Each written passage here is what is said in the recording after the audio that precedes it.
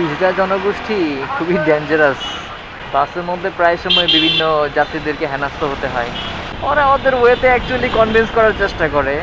The way of convincing, they will kiss you, they will hug you and something more, and if you are not convince they might leave you. Otherwise আপনাকে ছাড়বে না যতক্ষণ না পর্যন্ত আপনার কাছ থেকে টাকা আদায় না করতে পারবে। আসলে আমাদের দেশে যদি তাদেরকে কর্মসংস্থান করে দেয়া যেত, তাদের প্রপার সম্মান করতো, প্রত্যেকটা মানুষ মানুষ হিসাবে ভালোবাসতো। হিজড়া ঠিক আছে, এটার জন্য সে কিন্তু কোনোভাবে দায়ী নয়। আল্লাহ প্রদত্ত একটা জিনিস। আমি ছেলে, আপনি মেয়ে, ছেলে মেয়ে যারাই আছেন, সেটা আপনার এখানে কোনো হাত নেই। আল্লাহ চাইছে, এই জন্যে আপনি ছেলে হিসেবে জন্মগ্রহণ করতে পারছেন, আপনি মেয়ে হিসেবে জন্মগ্রহণ করতে পেরেছেন।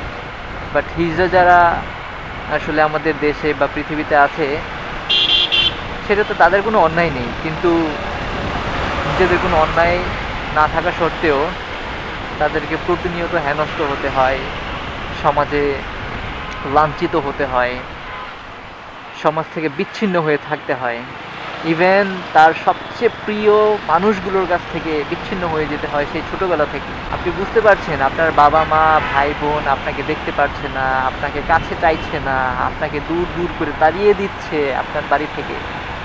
ভাবতে পারছেন যদি এই সিচুয়েশনটায় আপনি পড়তেন, হোয়াট উইল ইউ ডু? আপনার কিছুই করার থাকতো না।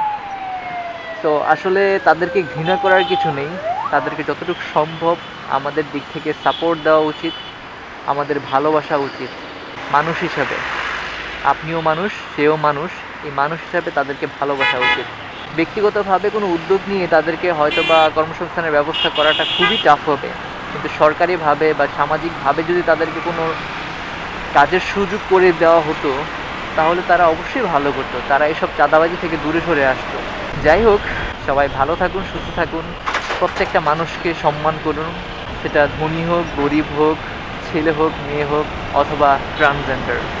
সবাই ভালো থাকুন, সুস্থ থাকুন। আসসালামু আলাইকুম ওয়া রাহমাতুল্লাহ।